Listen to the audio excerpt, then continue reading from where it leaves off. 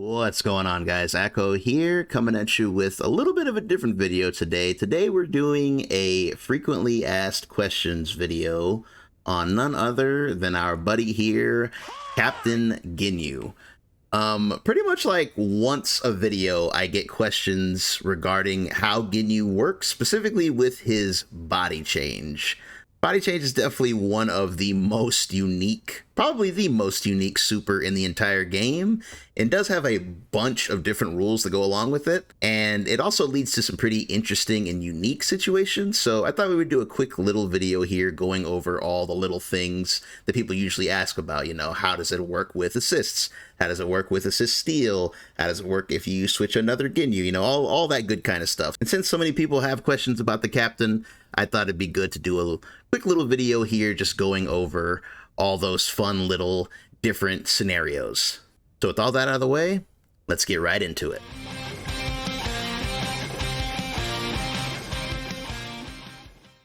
So before we jump into the frequently asked questions about body change, let's go ahead and go over the basics just so we're all on the same page. First off, body change is a 3-bar super. It's Ginyu's original 3-bar super. It is actually fully invincible, so if you have a read, or if your opponent whiffs a big enough attack, you actually can use it as a counter.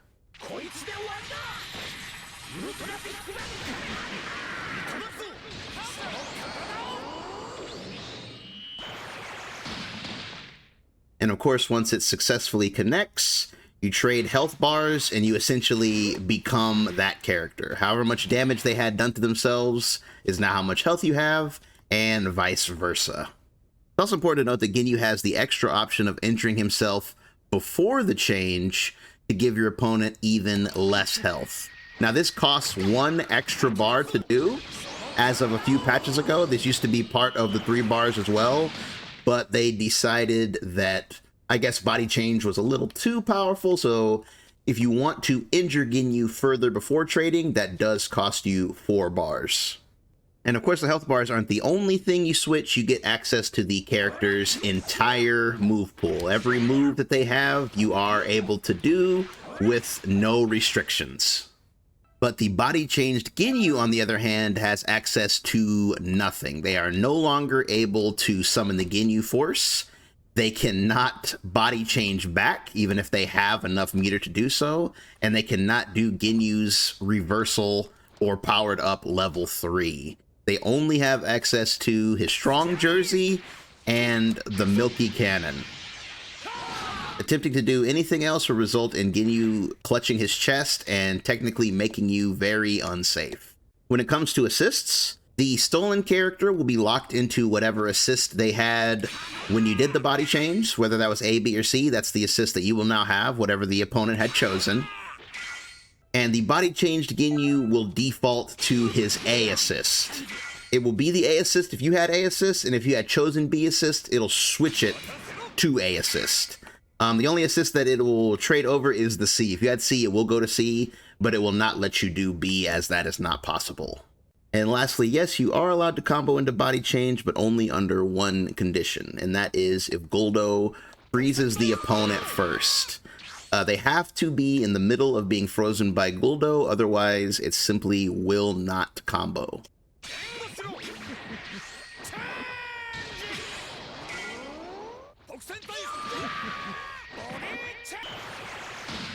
As you see right there, that counted as 2 hits, and an example of using an assist would be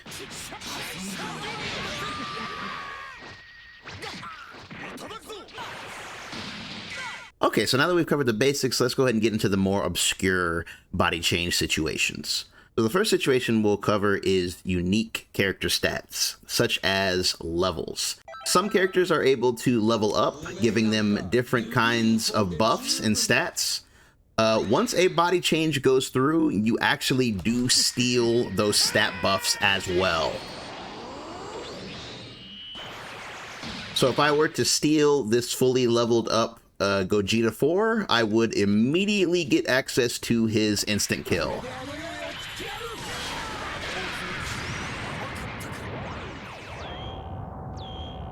So if you manage to hit that level 7 against a Ginyu, make sure to stay on the lookout. And And this is not limited to just buffs. This also counts for the almighty debuff. If Ginyu gets debuffed by lab coat and then body changes, the Ginyu player gets the powered up lab coat, and the lab coat player now has a nerfed Ginyu.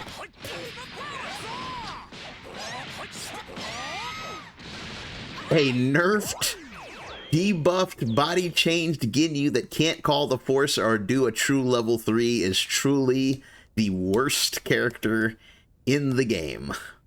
Next up is support characters. If you body change any character that calls on a secondary character for support in any of their attacks, you are 100% allowed to still call them.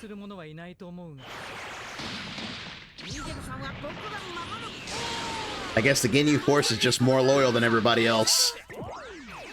And now for the most frequently asked question, what happens when you body change another Ginyu? And the answer is nothing much. All that really happens is you trade health bars. Both Ginyus are still allowed to call the force. The only thing that actually happens to the force is you do trade rotations. Like if Ginyu 1 is on Guldo and Ginyu 2 is on Jis, you'll just swap those rotations as well. Your health bar and your rotation switch, but nothing else. So basically, body changing another Ginyu is just if you want to scam them out of health, or if you want to give yourself a challenge, one of the two. Next up is another really big one. How does body change work with assist steal? So as you all know, assist steal activates the moment one of the opponent's characters has been KO'd. As soon as they've been KO'd, Baby is allowed to call any of their assists that he chooses.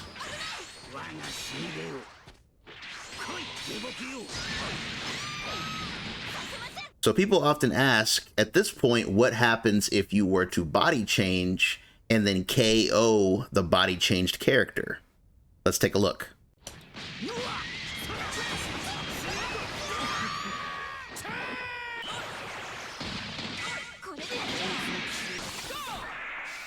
So now I have KO'd their Gogeta and stolen their lab coat. So let's go ahead and bring Super Baby back in. And now if I do assist steal, as you see, it defaults to Gogeta.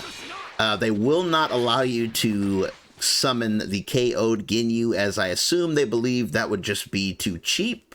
But even though the game doesn't allow you to summon the dead Ginyu, being able to hold on to an assist is a strength in and of itself, because sometimes the opponent may have a character whose assist you don't like as much. So it does give you the ability to plan ahead and kind of, you know, reserve an assist steal to keep throughout the whole match.